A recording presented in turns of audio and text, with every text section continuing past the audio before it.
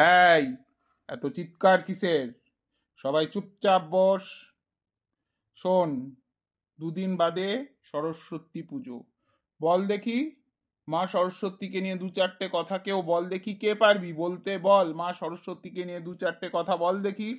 আমি বলবো স্যার, আমি বলবো স্যার। এ ময়দা মুখো, তুই বল। আরে স্যার, বলছিলাম সরস্বতী তো আমাদের পাশের পাড়ায় থাকে। ইয়ার টানা টানা চোখ, লম্বা লম্বা চুল, আর দেখতে স্যার কি বলবো, পুরো চুমু আছে, পুরো চুমু। এই বিয়ারা ময়দা মুখো, আজে বাজে কথা বলিস?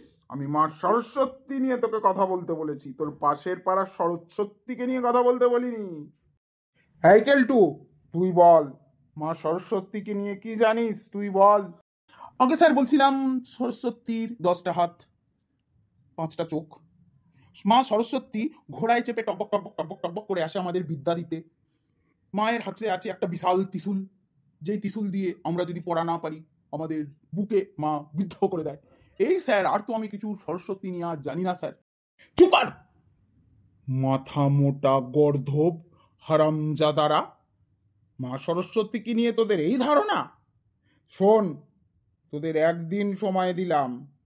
কালকে স্কুলে যখন আসবি, মা সরস্বতীর রচনা যেন আমি পাই। মা সরস্বতীকে নিয়ে আমি কোনো রকম নিন্দা ঠাট্টা হাসি যেন শুনতে না চাই। কালকে পড়ে আসবি, মনে থাকে যেন। এ ভাই, কি করি বলতো?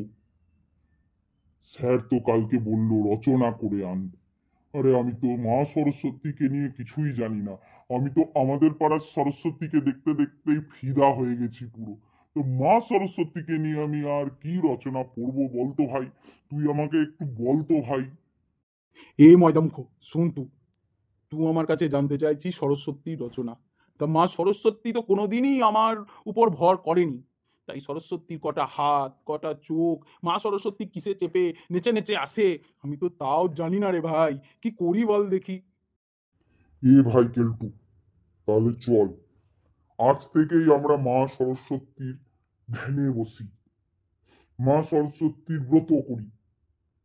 তাহলে যদি আমরা কিছু মা সরস্বতী সম্বন্ধে ধ্যান ধারণা পাই, কারণ মা সরস্বতী তো কোনোদিনই আমাদের উপর কৃপা করেনি।